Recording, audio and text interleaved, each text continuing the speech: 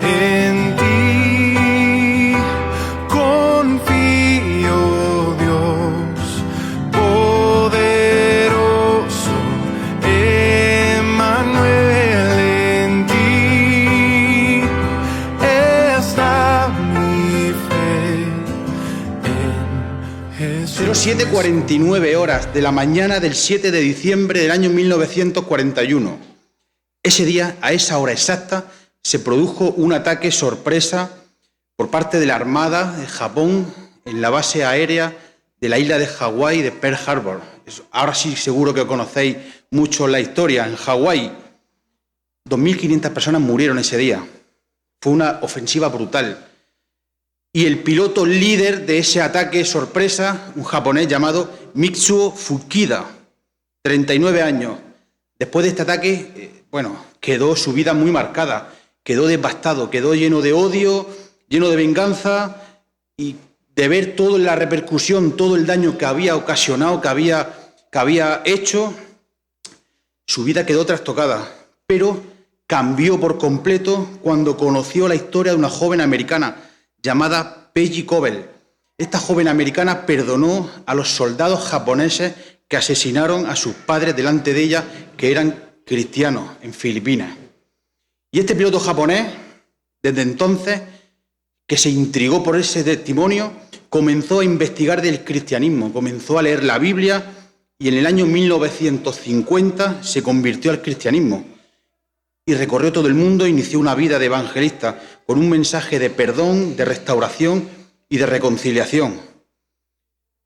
Cómo una historia de perdón cambió su vida. Y el perdón básicamente viene o es efectivo cuando tú sabes que has sido perdonado. Y hoy voy a hablarte de una historia de perdón.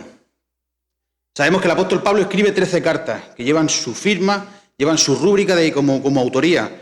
9 fueron para iglesias locales, donde se pone doctrina, donde incluso se solventan problemas que estaban pasando y se dan respuestas a situaciones concretas, específicas, y van cargadas de doctrina. 3 de ellas fueron a compañeros suyos, compañeros de trabajo, compañeros de la obra, Primera y Segunda de Timoteo y Tito. Y hay una carta que parece que está un poco escondida, una carta personal, una carta privada, aunque la propia carta dice que se lea, ¿no?, ante todo en la iglesia. Es la carta más corta, más breve que escribió el apóstol Pablo. De hecho, tiene un capítulo que consta de 25 versículos.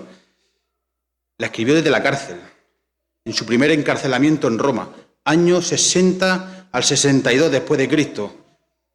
Y es una de las cartas de la prisión, junto con Efesios, Colosenses y Filipenses. Dicen que es un apéndice de Colosenses, ya que, ambas fueron escritas por el apóstol Pablo en la misma circunstancia, es decir, prisionero en la cárcel, y fueron llevadas a su destino, a Colosas, por la misma persona, por Tíquico. Una es Colosenses y la otra es la que hoy voy a tratar de exponer. Ya muchos sabréis de qué carta estamos hablando, la carta de Filemón. Hoy voy a tratar de la carta de Filemón, concretamente el Evangelio de Onésimo, se llama. Es una carta única, inigualable, una carta encantadora. Está llena del corazón amoroso y fervoroso del apóstol Pablo. La puedes leer en unos minutos, pero te aseguro que te va a dejar huella para toda la vida. Así pasó con mi vida, Dice el gran famoso C.S. Lewis, dijo: todos estamos de acuerdo en que el perdón es una hermosa idea, hasta que nos toca a nosotros practicarlo, hasta que nos toca a nosotros perdonar. Pero claro, antes de adentrarme en la carta propiamente en sí, es decir, en la carta de Filemón, hay que hablar un poco del contexto histórico y social y cultural, porque va a venir bien cuando lo leamos. 1/3 del Imperio Romano o 1/5 parte de la población mundial eran esclavos. Lo digo para que no haya ese salto entre aquel y ahora. Hay que entender que 1/5 parte de la población, es decir, unos 60 millones de personas, eran esclavos. La esclavitud era algo normal en aquella época. De hecho, las economías, las grandes potencias, Egipto, Grecia, Roma, se basaban en la esclavitud. Y los esclavos no eran más que lo que puede ser hoy un animal o cualquier herramienta de trabajo. Incluso no se consideraban personas, no tenían legalmente derechos, dependían única y exclusivamente de su amo. El amo tenía todos los derechos plenos sobre él. Ellos no podían ni siquiera casarse. Hay una anécdota que dice que la escribe Tiberio Augusto, ¿no? En los tiempos de Tiberio Augusto había un hombre llamado Cecilio que tenía 4.000 esclavos a sus órdenes. Fue precisamente el cristianismo quien sembró, de alguna manera, las semillas mediante corazones regenerados para abolir la esclavitud. Y así actuó el Evangelio, cambiando personas, cambiando corazón, cambiando personas, y de alguna manera se cambió la cultura, se cambió esa situación. ¿Y cómo se podía llegar a ser esclavo? Bueno, si eras capturado en una guerra, si no pagabas las deudas, si te vendías por incapacidad de poder sustentar a la familia, si era vendido por su padre o si había cometido un delito grave. Y rara vez podían ser liberados. Requerían de un abogado o de alguien que pagase, fuera amigo de la persona dañada, alguien que pagase, y se llamaban libertos. Pero era la excepción, era la excepción.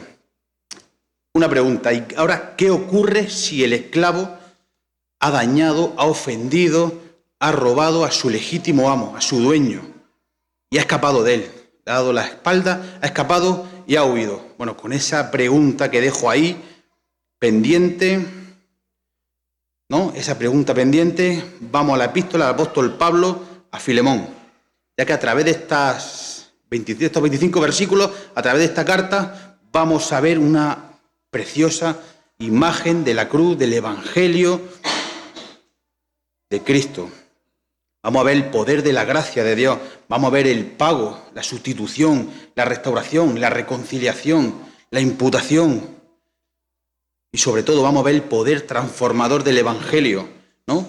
Que te perdona y te hace capaz para poder perdonar, te capacita para perdonar, te salva y te santifica.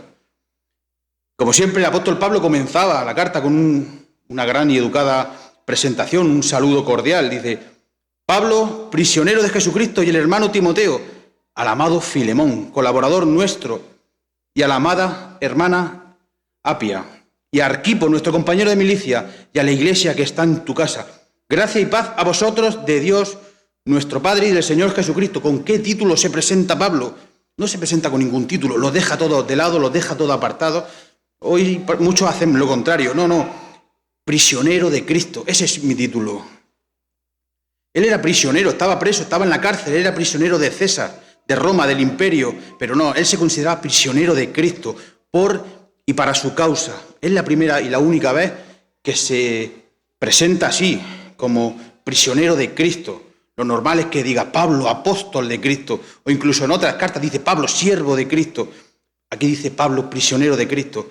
Hasta 6 veces en esta carta va a recordar que eres prisionero, que está preso, va a recordar esta situación. Es como si dijera: Filemón, recuerda dónde estoy, recuerda por quién estoy así, por quién estoy aquí y por qué estoy así, en esta prisión. Apia y Arquipo eran seguramente, se dice que era la familia de Filemón, su mujer y su hijo. Y en esta gran historia de amor, de reconciliación, de perdón, que ahora vamos a ver, hay 3 grandes protagonistas. Y en base a estos 3 grandes protagonistas es que voy a estructurar y he estructurado este sermón. Y a veces voy a sumergirme en la propia epístola, a ras del suelo, y otras veces vamos a ascender como a vista de pájaro y vamos a contemplar la analogía de la redención y de la cruz. Número 1, un legítimo amo ofendido. Continúo con el versículo 4. Doy gracias a mi Dios, haciendo siempre memoria de ti en mis oraciones. Filemón, estás presente cada día en mis oraciones. Dice, porque oigo del amor y de la fe que tienes hacia el Señor Jesús y para con todos los santos, para que la participación de tu fe sea eficaz en el conocimiento de todo el bien que está en vosotros por Cristo Jesús. Pues tenemos gran gozo y consolación en tu amor.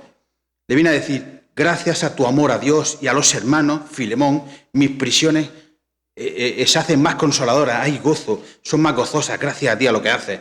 Dice, porque por ti, oh hermano, han sido confortados, han sido consolados los corazones de los santos, es decir, de los creyentes. Pablo no solo no le corrige a Filemón, que es el destinatario, sino que lo alaba, lo elogia, le honra el amor y la fe y las obras que tiene Filemón. Filemón era un gentil que se convirtió gracias al ministerio del apóstol Pablo y era un líder en la iglesia en Colosas. La iglesia en Colosas que precisamente se reunía, según podemos leer aquí, se reunía en su propia casa, en la casa de Filemón. Es como si de alguna manera estableciesen, fue la iglesia primitiva, se reunían ahí en las casas. Y Filemón es un ejemplo de vida, de conducta, de testimonio y sobre todo de amor. De amor con los hermanos y de amor con Dios. Fíjate lo que dice Colosenses capítulo 4, versículo 1. Dice, amos, haced lo que es justo y recto con vuestros siervos, sabiendo que vosotros tenéis un amo en los cielos. O el Salmo 24 dice, de Jehová es la tierra y su plenitud, el mundo y los que en él habitan. Todos nosotros tenemos un amo, un Señor, un amo cósmico, quien nos creó conforme a su imagen y semejanza, quien nos dio la vida, quien creó los cielos, la tierra, el universo, quien lo dirige, lo guía, lo preserva, lo guarda, lo sustenta, lo controla, todo, es absolutamente soberano. Y dice la Biblia que todo lo que hizo era bueno, pero lo que era suyo, lo que era por propio derecho suyo, de su propiedad, su maravillosa, su sublime creación, le robó y quiso robarle su gloria, haciéndose o tratando de hacerse como él, a través de la mentira de Satanás. Dios establece un pacto de obras con Adán, nuestro primer representante, la cabeza de la humanidad. Si obedeces, vives. Si desobedeces, mueres. Se fue básicamente. Entonces la serpiente, capítulo 3, le dice a la mujer, no moriréis, sino que sabe Dios que el día que comáis de él serán abiertos vuestros ojos y seréis como Dios, sabiendo el bien y el mal. Sí, pero nosotros ya somos como Dios. Fuimos creados conforme a su imagen y semejanza. Sí, pero yo voy mucho más lejos. No me refiero a eso, me refiero a que seréis exactamente como él, sin límites, sin dependencia. Vaya a ser vosotros totalmente independientes, libres, autónomos. Desobedecieron a Dios, al Creador, al Amo, al Señor. Y desde aquel día pasaron de ser maravillosamente creados a perversamente caídos y perdieron los privilegios y los derechos de vida espiritual, incluso vida física, a muerte física y muerte espiritual, de ser su hijo, de ser su heredero, a ser por naturaleza hijos de ira, a causa del pecado. Hermanos, Dios es tan sumamente santo que Él no puede tener ninguna relación, ni la más mínima, con el pecado. Él ni puede pecar, ni puede tolerarlo en absoluto. Su santidad nos dice a nosotros que no puede tener comunión con el pecado. No puede tener ninguna relación con el pecado. Su justicia, es más, dice que debe condenarlo, que debe aplastarlo. Pero su gracia y su misericordia nos dice que debe perdonarlo. Fíjate lo que dice Habacuc, capítulo 1, versículo 13, dice, muy limpio eres de ojos, se refiere al Señor, para ver el mal. Acuérdate de esa intercesión que tuvo Abraham, ¿no? Con Sodoma y con Gomorra. ¿Acaso no dijo Abraham a Dios cuando trató de mediar e interceder? No dice, el juez de toda la tierra no ha de hacer lo justo. Ese atributo, su santidad, es el fundamento de todo lo que es Dios, de todo lo que Él hace, de todo cuanto Él es y cuanto Él hace. Y todos y cada uno de nosotros le hemos robado a Dios, a nuestro amo, a nuestro Señor. Algunos siguen robándole, algunos siguen huyendo de Él, creyéndose ser merecedores de la gloria y de la honra que solo a Él le pertenece. En definitiva, en Filemón, ese amo, ¿no? Tenemos la imagen, tenemos el tipo, la analogía, la figura de lo que es un amo bueno, justo, ¿no? Que ha sido dañado, que ha sido agraviado, que ha sido perjudicado, y ahora cuando sigamos leyéndolo lo vamos a entender mejor, por alguien que le pertenecía por derecho, y que su vida era de él, que tenía todos los derechos legítimos, pero que cuidaba de su siervo, que no le faltaba nada. Y este siervo le ha ocasionado un daño y ha huido de él, ha escapado lejos de él, le ha dado la espalda y no quiere saber nada de él. Filemón estaba en una posición legal de cumplir, de aplicar y de ejecutar la ley. ¿Sabes qué ley podía ser perfectamente o qué ley le correspondía la pena de muerte. Él podía haberlo hecho y no hubiera pasado absolutamente nada. La ley lo estipulaba. Hoy parece que todo esto es un disparate, hay un salto tremendo, ¿no? Pero sin ir más lejos, hoy existe el delito de la deserción militar. Un militar que se ausenta de sus obligaciones, de sus funciones y que abandona, es castigado incluso con pena de prisión. En definitiva, en Filemón tenemos el tipo o el símil del amo y el señor del esclavo fugitivo. Que no es que él quiera, no es que el amo quiera vengarse, sino que debe cumplir y debe ejecutar la ley. Por tres motivos. Uno, porque tiene absoluto, total y pleno derecho sobre su siervo. Él es el amo y Onésimo es el siervo. Él es el señor legítimo. Número dos, porque su siervo le ha fallado, se ha escapado, le ha ocasionado un gran daño, un perjuicio, ha huido y le ha robado. Y número tres, hay una ley que castiga eso. Hay una ley al respecto para juzgar estos casos y esta situación, y es la pena de muerte. Esto es importante que lo tengamos grabado en nuestro corazón. Dios es justo y Él debe aplicar y ejecutar la ley, su palabra. Si no, de lo contrario, sería un Dios injusto, no sería justo, no sería ni siquiera Dios.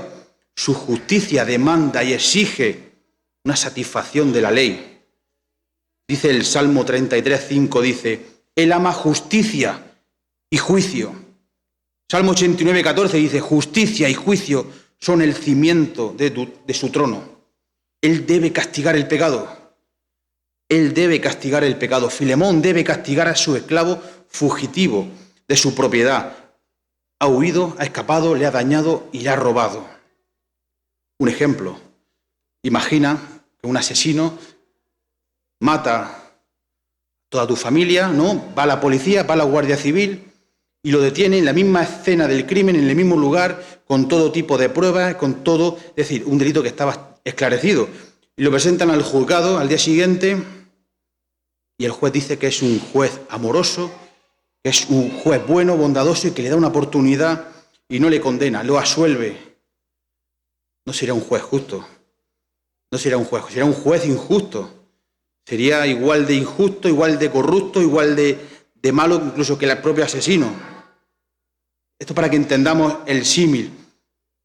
Yo me acuerdo cuando yo jugaba al fútbol, hace ya muchos años, ¿no? Un día en un entrenamiento un compañero del equipo robó un reloj a otro compañero. Y bueno, se lió una que pa' qué. El entrenador nos dio la oportunidad, uno por uno, de devolverlo de forma anónima, que entrásemos todos, uno por uno, y dejáramos el reloj. El reloj era bastante valioso. Bueno, como no salió el autor, ¿qué hizo el entrenador? Nos tuvo 2 semanas solamente con entrenamientos físicos, entrenamientos duros, y recuerdo su lema, justos por pecadores, decía, justos por pecadores. Bueno, ni todos éramos pecadores de ese robo del reloj, ni él fue justo, pero Dios sí es justo, Dios sí que es justo, y seguro que nosotros preferimos y deseamos que el juez del cielo y la tierra, que el Señor, el Rey de Reyes, sea un juez justo. Número 2, hemos hablado de Filemón y lo hemos trasladado, hemos visto el símil, el tipo del amo, un amo que ha sido ofendido y que ha sido dañado y que hay una ley.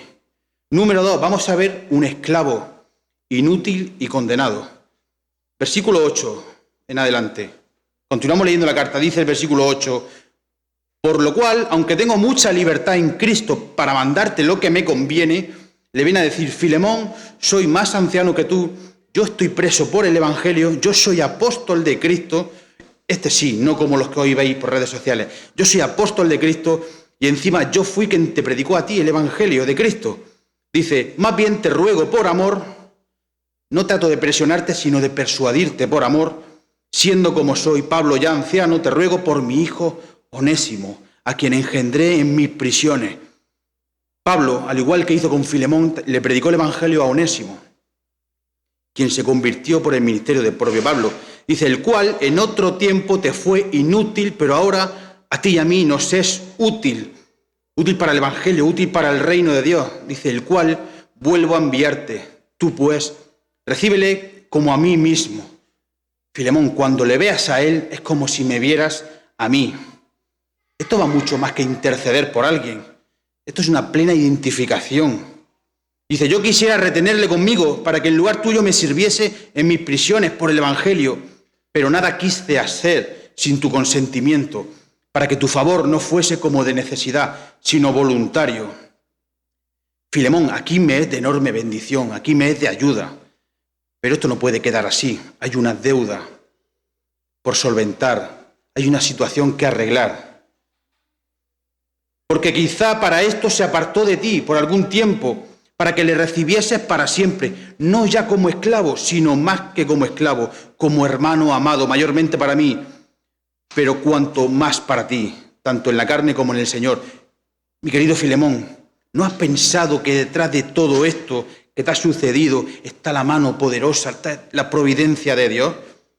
Dios tal vez no, Dios lo ha permitido para un bien mayor, para un propósito divino. Acuérdate, a los que aman al Señor, todas las cosas les ayudan a bien. Antes hemos hablado de Filemón, de Filemón el amo. Ahora vamos a hablar de la otra parte, de Onésimo, el ofensor, el esclavo, el fugitivo. ¿Sabéis qué significa el nombre de Onésimo?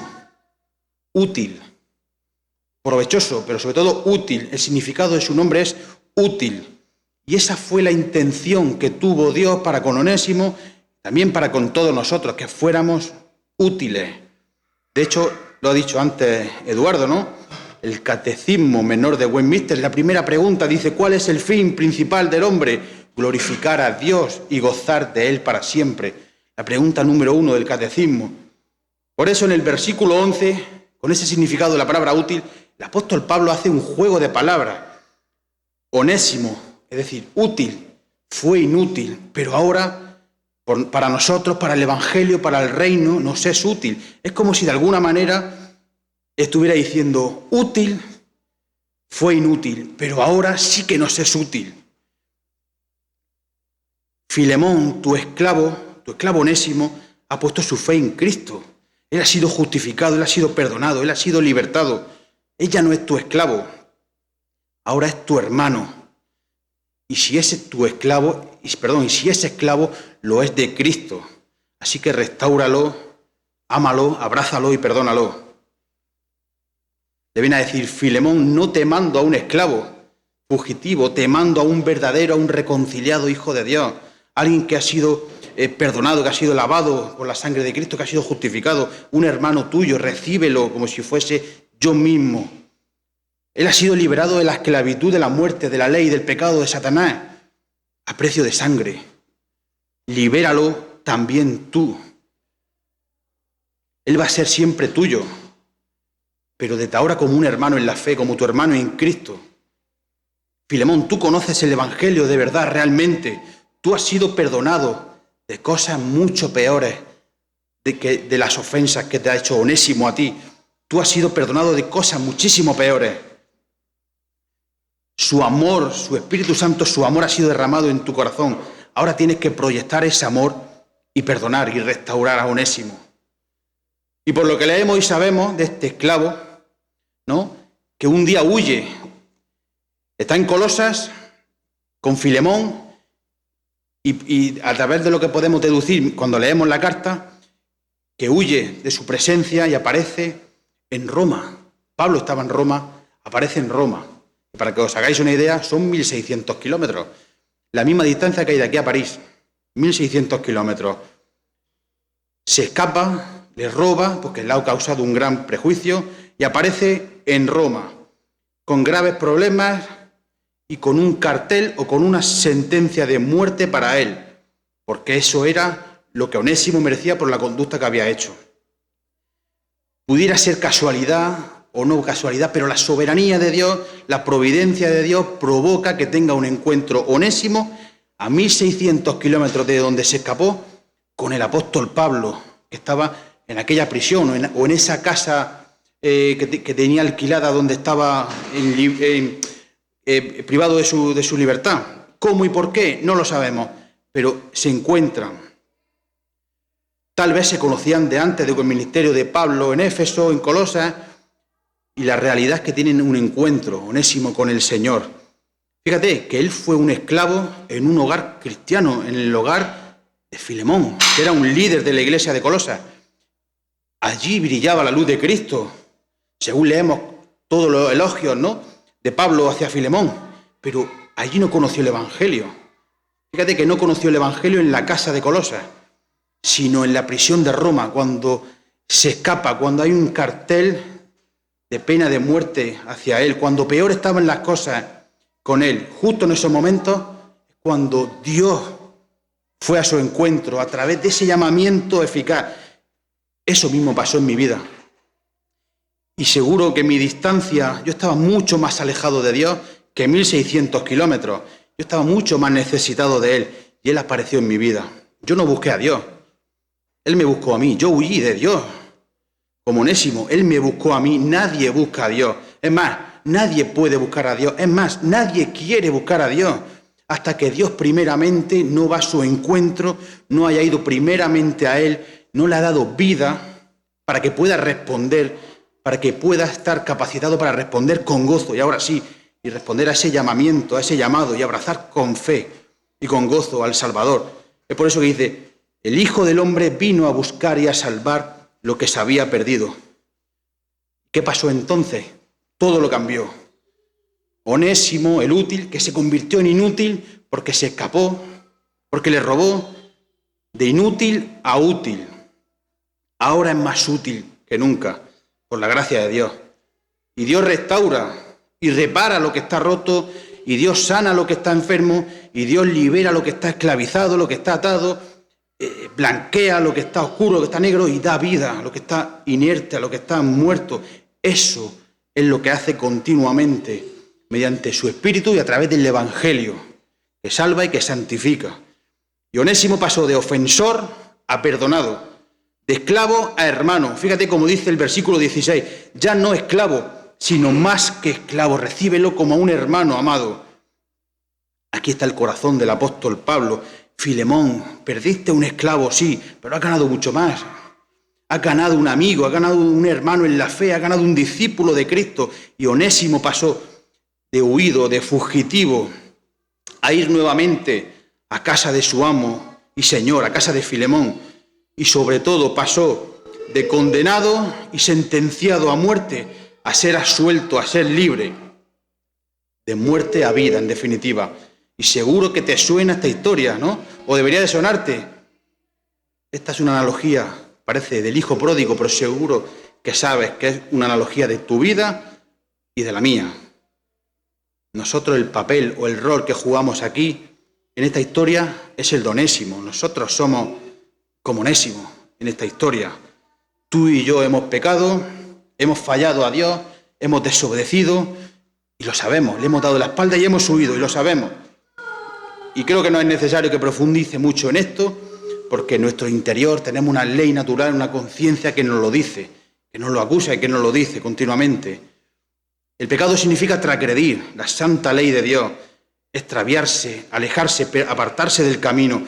Es un ataque directo a la santidad de Dios, es rebelarse contra Él. Al pecar nosotros cogemos nuestra voluntad y no la suya. Su voluntad siempre es perfecta, es buena, siempre es agradable. Cuando pecamos nosotros cogemos ser totalmente independientes. Y todos poseemos por naturaleza y desde el inicio de nuestra vida una naturaleza caída, corrompida, depravada. Y esa naturaleza nos tienta y nos inclina a hacer continuamente el mal, a pecar, a desobedecer a Dios, a escapar y a huir de Él. Y si alguna vez en tu vida has mentido, has robado algo, por poco que sea, has deshonrado a tus padres o incluso has mirado con deseo a alguien, con envidia a alguien, tú y yo hemos pecado. Y incluso si has hecho algo bueno, sí, pero yo he hecho algo bueno, sí, pero no lo has hecho para la gloria de Dios, has pecado. Y no hay punto de comparación entre las ofensas que otros han cometido contra nosotros a las ofensas que nosotros hemos cometido contra Dios. No hay punto de comparación. De la misma manera que cuando yo, por ejemplo, escribo una carta y amenazo a mi vecino, no tiene la misma consideración penal que si yo escribo una carta y amenazo al presidente de la nación. No tiene, imagínate, desobedecer y traicionar y rebelarse contra el Señor del cielo y la tierra.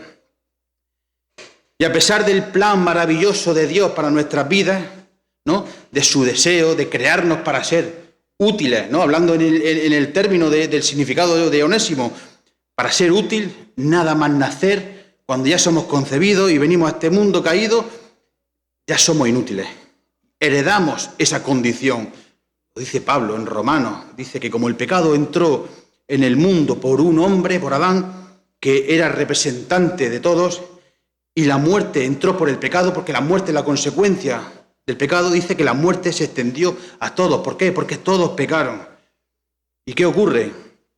Que la situación entre tu amo y Señor, la situación ante el Creador, ante el Dios del cielo y la tierra, es la misma situación que tenía este miserable esclavo llamado Onésimo, que escapó.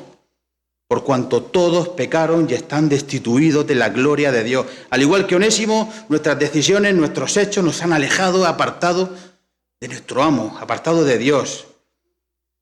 Hermanos, en el corazón humano siempre ha existido un gran deseo de ser libre, pero libre conforme a nuestro criterio, conforme a nuestro parecer.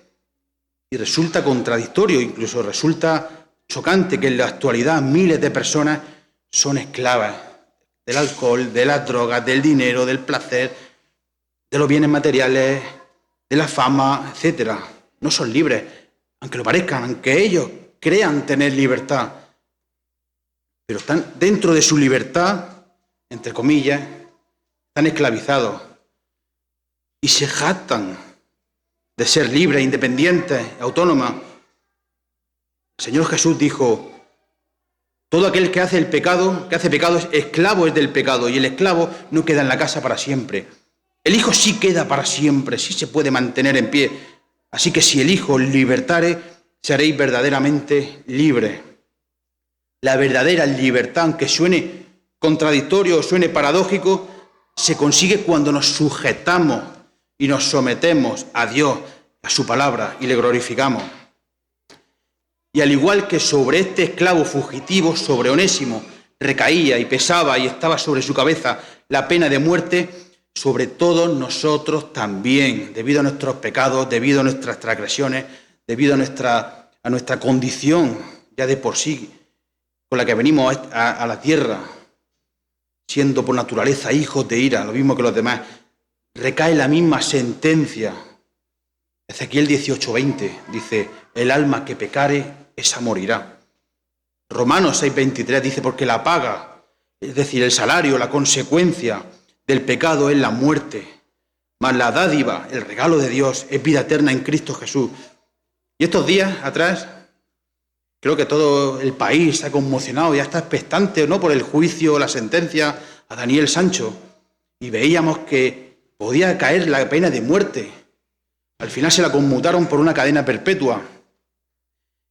A muchos les ha sorprendido. No, la pena de muerte era y es y sigue siendo la sentencia para toda la humanidad entera que no está en Cristo. La misma, la muerte espiritual, incluso peor. Solo la muerte, solo el derramamiento de la sangre del pecador satisface y honra y da respuesta a su justicia, y calma y aplaca y apacigua la ira de Dios contra el pecado. Y aquí en estos versículos que acabamos de leer, vemos al apóstol Pablo, ¿no?, intercediendo, ejerciendo de abogado, de mediador, de abogado defensor, ¿no?, de este esclavo de Onésimo, este esclavo condenado a muerte. Ejerce de abogado, de mediador ante su amo. Y hemos visto nuestra realidad también. No lo hemos visto como un hecho aislado. No, hemos visto nuestra realidad, que nosotros somos Onésimo. Y hemos visto nuestra sentencia también, que es la misma, la sentencia de muerte ante el juez justo, la misma que la de Onésimo. De alguna manera todos somos Onésimos en esta historia. Estamos ante un amo y Señor que es justo, y sobre todo nosotros, sobre la humanidad, pesa y hay una sentencia de pena de muerte. Número 3. Número 1, vimos el amo justo y recto. En Filemón, número 2, vimos a este esclavo fugitivo, Onésimo. Número 3, vamos a ver un mediador que paga la cuenta. Versículo 16 dice: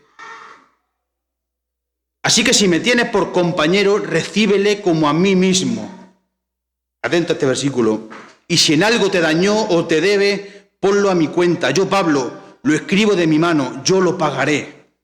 Por no decirte que aún tú mismo te me debes también. Bueno, yo la primera vez que leí este versículo, hace unos 12 años, cerré la Biblia y dije: ahí está Cristo, ahí está la cruz de Cristo, ahí está Cristo. Me dio una comprensión general de la cruz, de esta carta, de esta epístola, de la revelación, de la redención, de la revelación de la Biblia, del panorama de la cruz. El inocente sustituye al culpable y paga la deuda por él. Y solamente en estos 3 versículos tenemos lo más maravilloso de esta epístola y de toda la palabra de Dios, el poder de la gracia del Evangelio mismo. Ahí tenemos un destello, tenemos una imagen de lo que Cristo hizo en la cruz. Primeramente, en el punto 1 vimos un amo servicial, bueno, justo, recto, que ha sido ofendido, agraviado, que ha sido perjudicado, que le han robado y que han huido de él. Y que está dispuesto, es más, no que esté dispuesto, sino que debe hacer cumplir la ley sobre él, sobre aquel esclavo fugitivo. En el punto número 2 vimos a ese esclavo que, aunque se llamaba útil, se transformó o se convirtió en un inútil. Se hizo inútil por el pecado y se alejó de él. Le robó y se alejó de su amo, huyó de él, le dio la espalda y escapó de él, de su amo, de su dueño, aquel que le daba casa y que tenía los derechos sobre él. Y cuando escapó se metió en problemas y había una sentencia de muerte sobre él. Y ahora en este punto número 3 vemos al propio apóstol Pablo que media entre los dos, que intercede a favor del esclavo, a favor de este fugitivo que no lo merece, pero que media. Y le dice a Filemón, al amo, al Señor, al legítimo dueño, le dice: lo que él te debe, lo que él te dañó, ponlo a mi cuenta, que yo lo voy a pagar, yo mismo lo voy a pagar. Bueno, para mí eso es tremendo, tremendo. No vas a encontrar en todo el Nuevo Testamento, no vas a encontrar la diferencia tan abismal entre la ley y la gracia, como aquí. La ley que habilitaba y le daba a Filemón el derecho, la potestad de castigar a Onésimo, con la gracia que permitió que ambos tuvieran una relación de hermanos, que regresara a la casa y que fueran considerados iguales. Creo que no va a encontrar en todo el Nuevo Testamento que se plasme la diferencia, se ilustre tan poderoso como aquí. Y hemos visto cómo el apóstol Pablo trata de persuadir y de conmover a Filemón para que le perdone, para que acepte a Onésimo. Pero ¿sabes qué? Cristo no persuadió a Dios. Parece que muchas veces se dice de que Dios estaba cabreado con el mundo y entonces de alguna manera Cristo tuvo que convencerlo. No, hubo un acuerdo en la Trinidad antes de la fundación del mundo. Hubo un pacto entre el Dios Trino que se llama el pacto de redención, que el Padre inicia el plan y envía al Hijo. El Hijo realiza la obra perfecta, a la perfección, y se sube a la cruz. Y el Espíritu Santo aplica esa obra en favor nuestra, en favor de su pueblo. No hay ninguna disparidad, ninguna confrontación entre el Padre y el Hijo. El Hijo le suplica y el Padre el último recurso acepta. No. Hay un pacto de redención entre la Trinidad, el Dios Trino.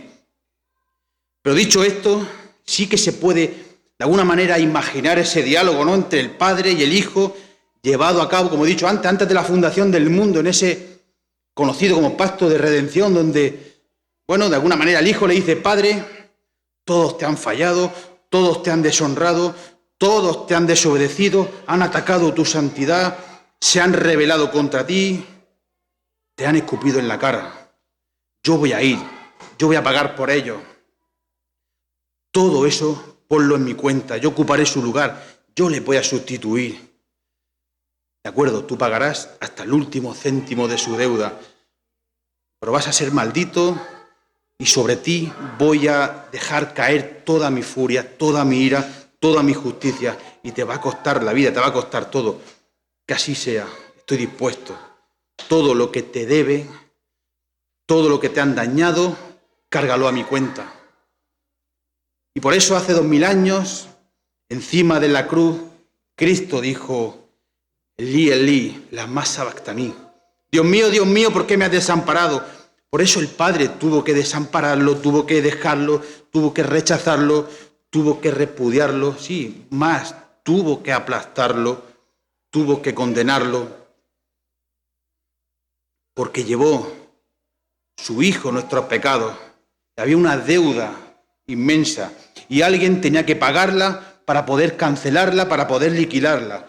Dios no puede excusar el pecado, Dios no puede mirar para otro lado, no puede excusarlo. Él es santo y justo y por eso debe de juzgarlo. Dios tomó el pecado tuyo y mío, cogió los pecados de su pueblo, los colocó, los cargó, los atribuyó, los imputó sobre su Hijo en la cruz. Y allí, en él, lo juzgó. Allí, en él, aplastó al Hijo. Todo el peso de la justicia de Dios que debería de haber caído sobre nosotros, recayó sobre él en la cruz hace 2000 años, para poder salvarte a ti y a mí. No le quedó otra que juzgar, aunque suene duro, que aplastar a su Hijo en la cruz, tratándolo a él, considerándolo a él como el culpable de todos los pecados. Alguien tenía que morir bajo la ira del Dios santo y del Dios justo. Por eso, antes de morir, sus últimas palabras es: consumado es. Todo ha finalizado, todo ha terminado, Padre, el pacto de redención, todo. He hecho mi obra.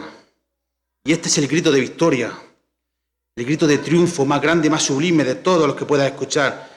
Es el grito de triunfo sobre el pecado, sobre la ley, sobre la muerte, sobre Satanás, sobre nuestra esclavitud. Todo en la cruz. Cristo calma y apacigua la ira del Dios. Se hace justicia. Se hace justicia porque Dios juzga todo el pecado. Y ahora podemos ser reconciliados con nuestro Padre, con nuestro amo, con nuestro Señor, con nuestro dueño. Padre, aquí se acaba nuestro plan. Acabo de pagar toda su deuda, todo lo que te debían, todo lo que te dañaron. Ahora recíbelos como a mí mismo. Por eso somos aceptos en el amado. Estamos en Cristo. Solo que ahora, cuando se ha cancelado, cuando se ha pagado la totalidad de la deuda, es que Él puede perdonarte, puede recibirte, puede tener relación y comunión contigo, porque Cristo ya pagó, porque Cristo ya sufrió por ti y por mí. Él fue hecho pecado, Él siendo inocente, fue considerado el culpable de todos los pecados de su pueblo, para que nosotros podamos ser declarados justos. Pero no por algo nuestro que nosotros hayamos hecho, sino por la perfecta justicia de Cristo, que se nos atribuye, se nos imputa, se nos cuenta a nosotros. Hay una historia que ocurrió en el año 2018 en Francia, 23 de marzo de 2018 en Francia. Una historia trágica, pero que tuvo un acto heroico. Un terrorista islámico se atrinchera en un supermercado al grito de «Alá es grande» y siembra el pánico allí. Su objetivo era que dejaran libre al terrorista de los atentados de París en el 2015, Salah Abdeslam, y dentro del supermercado asesinó a una persona.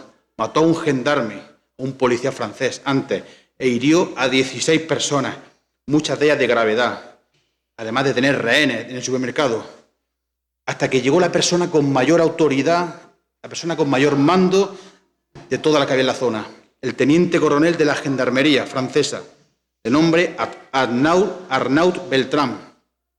Se ofreció voluntariamente a intercambiarse por una rehén que estaba dentro del supermercado y que él estaba usando en ese momento como escudo humano, que la cogió y la tenía como a modo de escudo humano. Es decir, el teniente coronel, siendo el jefe, siendo la persona, el jefe de la operación, el jefe del dispositivo, la persona de mayor autoridad, de mayor rango, pasó a ser rehén. Su intención era desarmarlo, era dejar un teléfono para poder escuchar lo que él decía y que la rehén fuera liberada. Al final la rehén efectivamente fue liberada y él, siendo el teniente coronel, como he dicho, el de mayor rango y autoridad, él fue asesinado como un rehén. Él era creyente, ella era atea, Hay un testimonio de ella que dicen que se convirtió al cristianismo y ha escrito un libro que se llama Su vida por la mía. Qué gran sustituto que tuvimos nosotros en Cristo. Qué gran sustituto. ¿Somos salvos por obras? Sí. Y si lo dejo aquí parece que todo el mundo... Pero no por nuestras obras. Las obras de Cristo, nuestro gran sustituto, nuestro gran representante perfecto.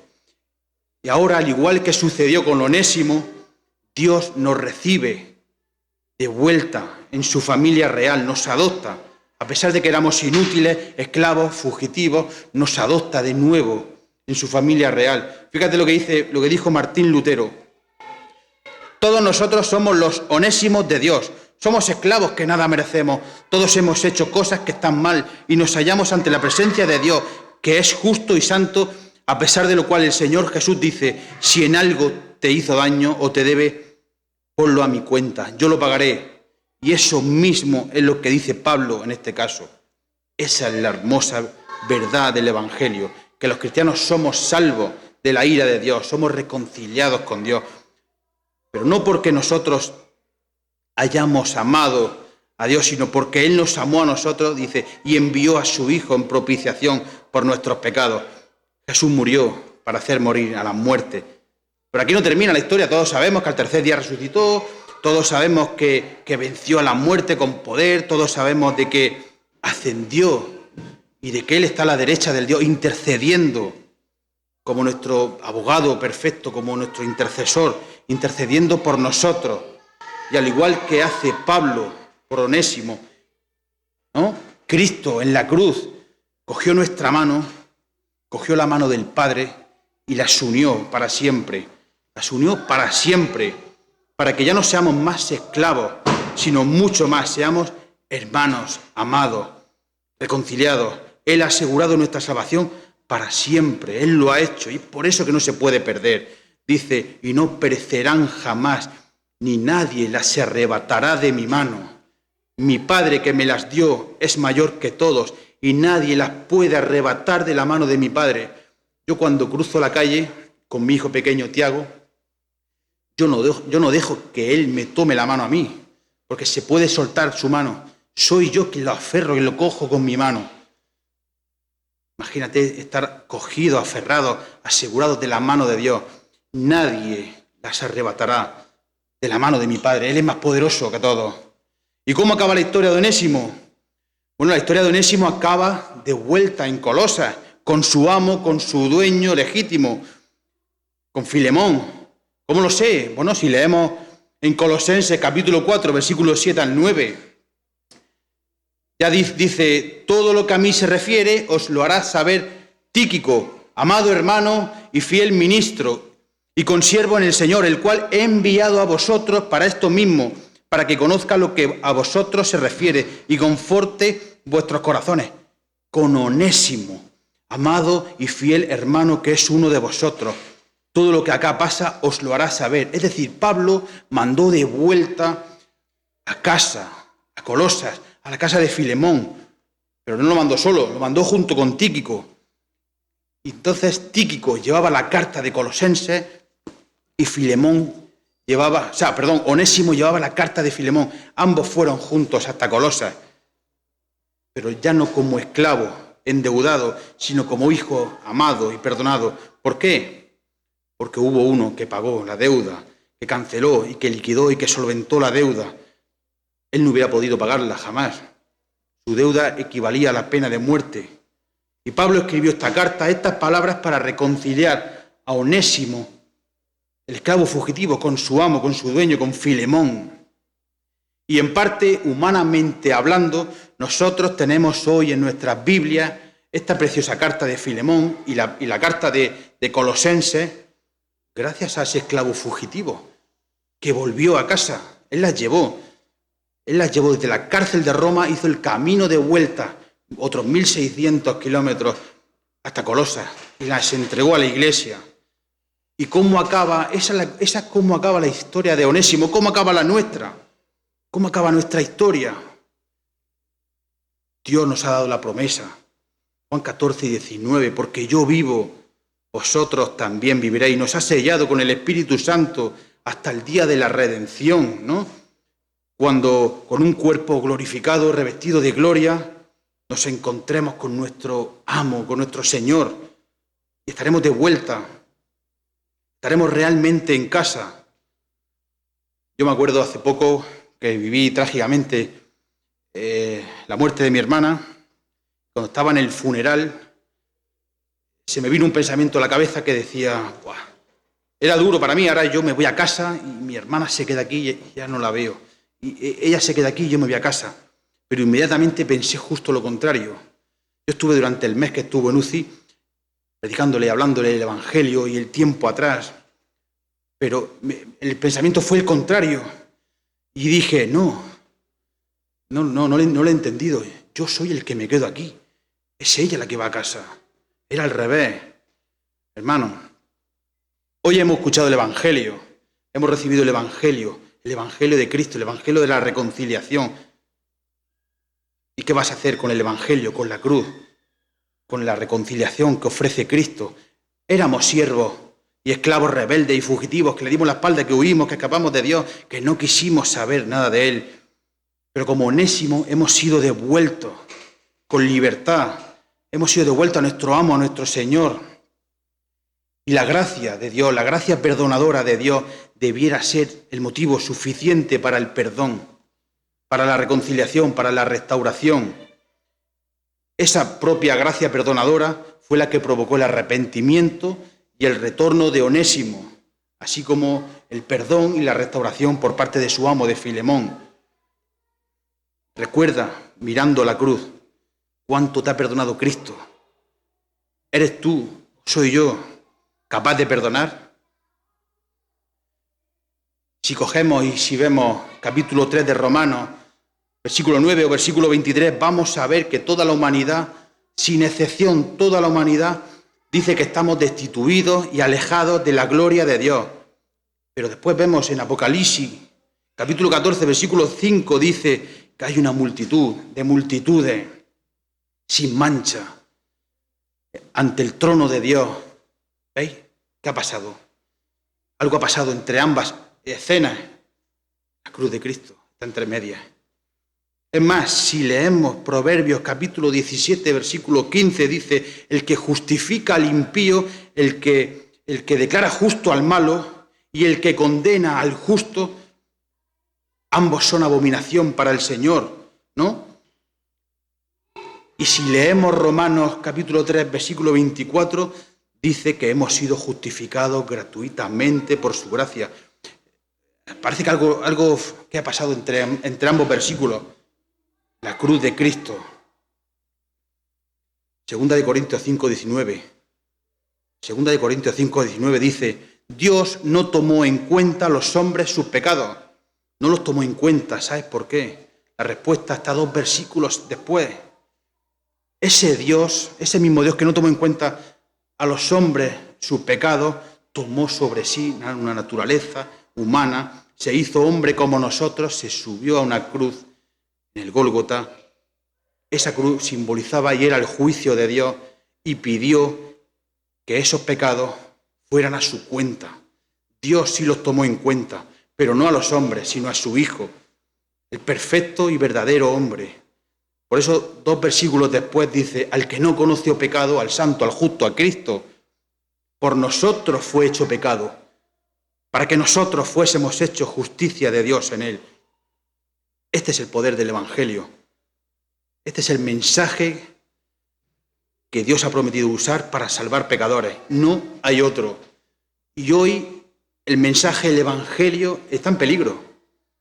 Está en peligro por cristianos, porque está siendo suavizado, mezclado, diluido. Hoy apenas pesa la cruz en muchas predicaciones.